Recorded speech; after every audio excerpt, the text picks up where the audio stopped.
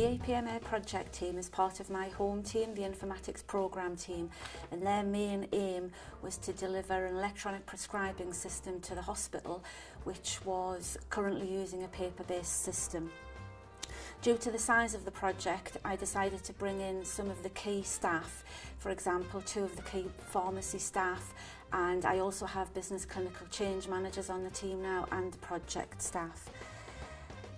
This allowed the team to actually work in a collaborative way together, being co-located, give them that ability, and they learned about the system together. Having the team co-located allowed them to work in a collaborative fashion to provide the best platform for success for the project, utilising the skills of the whole team, which eased communication across the trust whilst delivering the project. For a team of cross-professionals to work together with a single goal is quite a difficult task. From the start, the APMA project team showed enthusiasm and passion for ensuring the project was a success, and this enthusiasm projected out across the trust. They worked tirelessly to ensure the system was ready for an early adopter award in December 2015, with a planned rollout from February 2016 until August 2016. Clinical staff have a difficult job, and looking after patients is their main priority.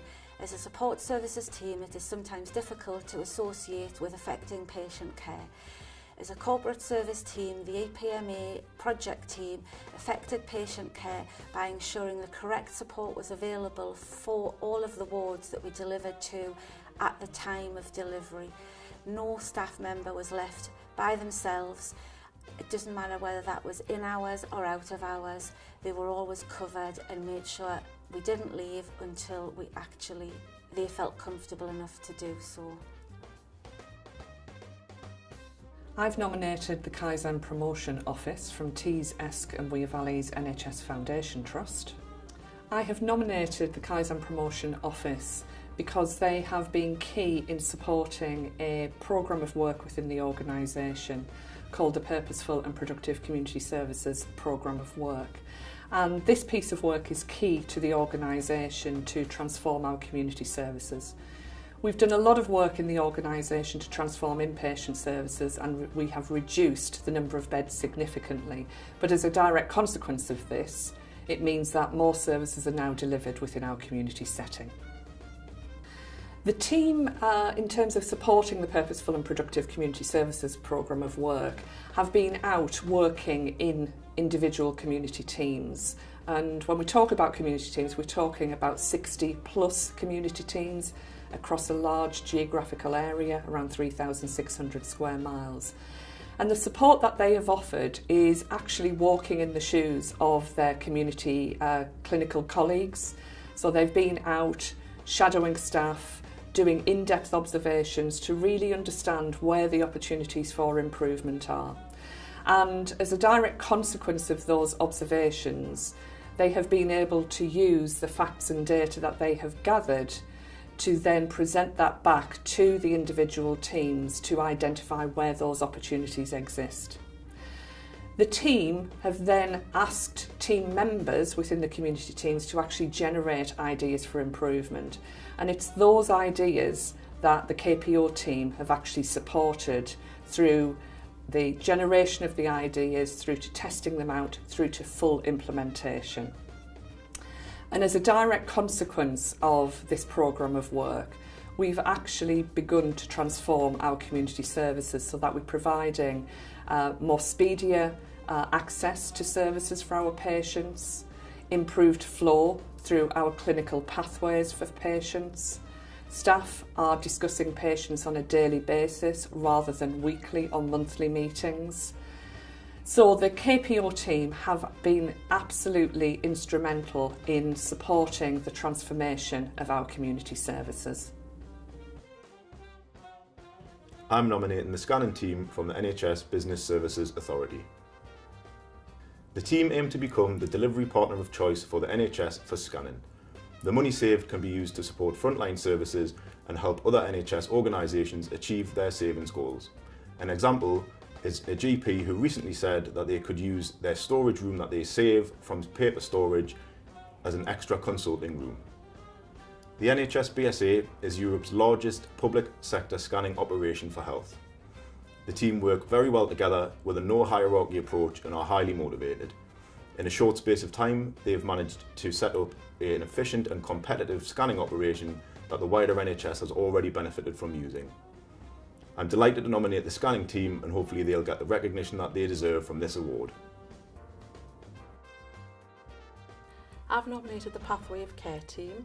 The Pathway of Care team are a group of people who've come together as part of the Care Home Vanguard programme led by Newcastle Gateshead Clinical Commissioning Group. They represent 9 organisations and 8 disciplines, and they're also supported by patient and public representation, and although they are all clinicians, work with other people such as Age UK and the Alzheimer's Society. It's really important that those latter two are included because the people that we provide care for have very complex needs that not a single organisation or discipline could ever meet. So it's essential that people come together in this way to provide whole system care, whole patient care, more importantly. The reason that I nominated the Pathway of Care team is because they're doing the most amazing things, and they're doing it for the very best reasons, to provide the right care to the right people in the right place at the right time. The needs of older people, that's those living in care homes, are very, very complex, and it's essential that we don't only have relationships with our patients and their families on an individual level, but that the whole system has good relationships, and all of these people coming together from their varying organisations and varying disciplines to make a difference in the way that they have done is absolutely tremendous. An example would be, we know that hospital is sometimes the only place for older people to be, but it's sometimes the worst place for them to be also. And in a whole system way, in a multidisciplinary way, all the agencies working together, you can really make sure that patients only go to hospital when they absolutely need to. Importantly, through the networking, it means that when they do go there, they can get such things as diagnostics and initiate treatment that could then be continued in the care home when they come home. So the whole system benefits, but most importantly, our patients and their families benefit tremendously also. The other knock-on effect of that is it empowers the staff to work in a different way, to rely upon one another, to trust one another, to value each other equally, and to make sure that the whole system knows the value of everybody but provides their own bit of care for the patient's whole journey. The biggest challenge of providing care for older people who live in care homes is that their needs are so complex, and traditionally the care system is set up to meet the needs of people with single system diseases, and we're trying to squash people with very complex needs into those single system disease boxes, and it just doesn't work. The Pathway of Care team have proven that there is another way to do it. They've managed, they've achieved,